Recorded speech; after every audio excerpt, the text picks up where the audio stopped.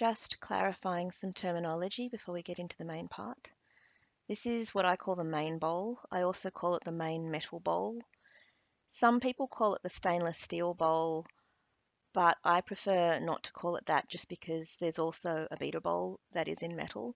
But when the Ankarsrum first came out, there was only one metal bowl, which is why for all my stuff, I always call it the main bowl because I feel like, we know which one that is. That's the one that spins around. This is the dough roller that you use with the main bowl of the Ankarsrum. This is the plastic beater bowl that goes with the two whisk attachments. This is the stainless steel version of that, which I call the metal beater bowl. My technical term for this is the round thing in the base of the mixer, which is what you put the spindle, the drive shaft, and the bowl into. Some of us magically can just pop the bowl down in the right position, but some of us need to look at where it lines up sometimes so that we put the bowls exactly where they're supposed to go.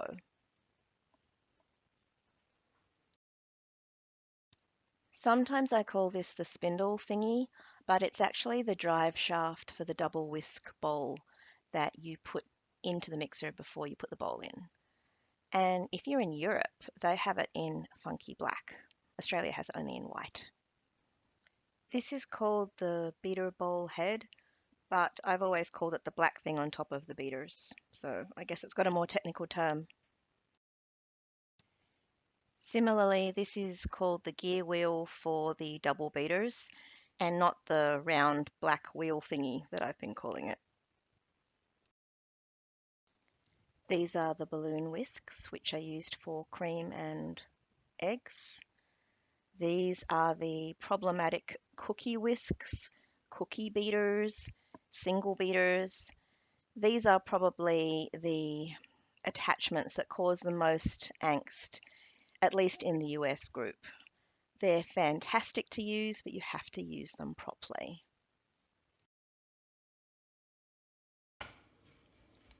So the first step is to put the drive shaft or the spindle thingy in the base of the mixer in the right spot. So you must put that in the right position, otherwise everything else isn't going to go well. The next important thing to do is to make sure the beater bowl is put in the right position on the base. I usually do this by putting the handle closest to me, but you can actually feel it when it's in the right spot. It's very stable and it doesn't move around. You can put it down if it's in the wrong spot, you spin it around a bit, it will lock into place. You will know when it's in the right position. Please don't start your mixer until the bowl is locked in place, otherwise you increase your risk of breakage.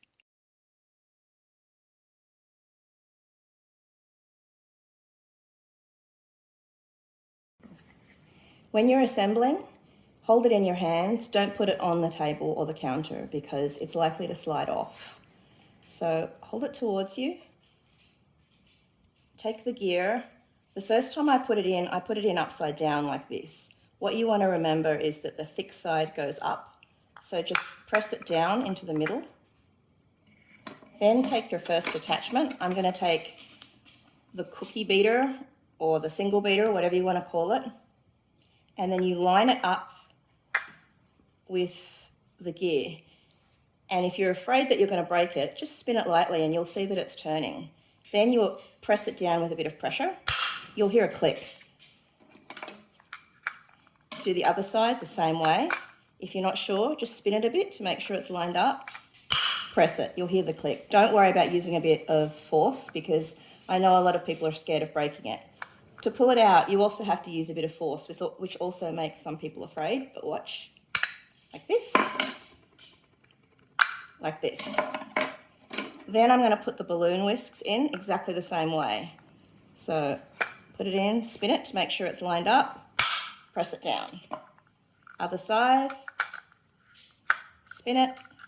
Oh, that didn't spin. Spin, press, and we're done.